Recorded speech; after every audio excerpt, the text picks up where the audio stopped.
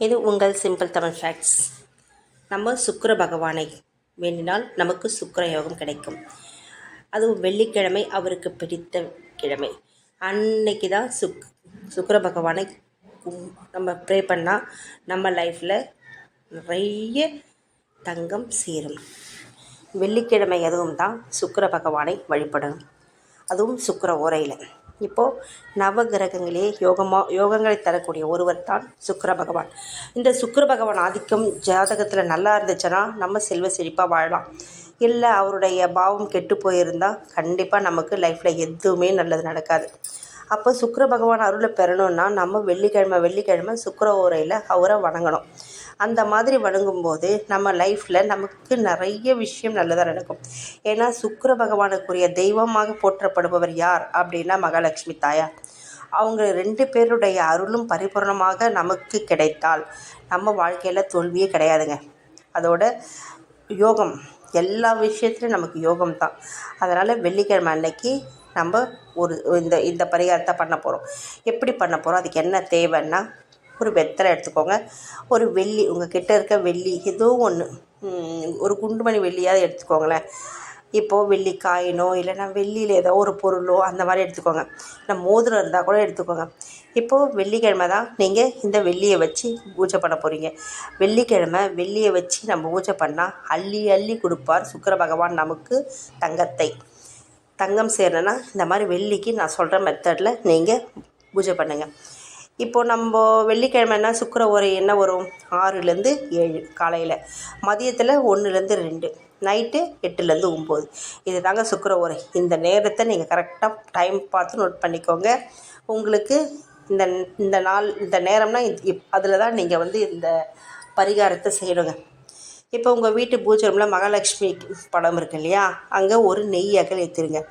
நெய் இல்லாத பட்சத்தில் நல்லெண்ணெயை ஏற்றிடுங்க. அப்புறம் அதில் கொஞ்சம் டைமண்ட் கல்கண்டை போட்டுடுங்க. அதோட நெய்வேத்தியமாக ஒரு டைமண்ட் கல்கண்டி கொஞ்சம் வச்சுடுங்க சாமிக்கு பிரசாதமாக.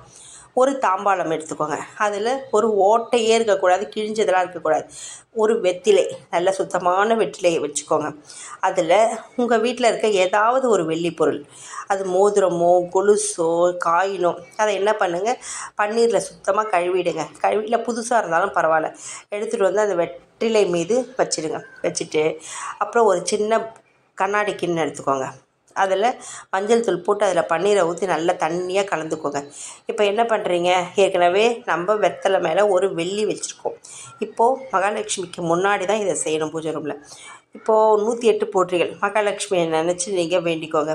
ஓம் ஸ்ரீ மகாலட்சுமியை வசியாமி, ஓம் ஸ்ரீ மகாலட்சுமியை போற்றி அப்படின்னு சொல்லுங்கள். இல்லை கனகதரா சூத்திரம் தெரியினாலும் சொல்லுங்கள். இல்லை மகாலட்சுமி பாடல் எது தெரியினாலும் பரவாயில்ல அப்படி சொல்லுங்கள். ஒரு 108 தடவை மகாலட்சுமி மந்திரத்தை ஒரு 108 தடவை உங்களுக்கு எந்த மெத்தடில் தெரியுமோ நீங்கள் சொல்லுங்கள்.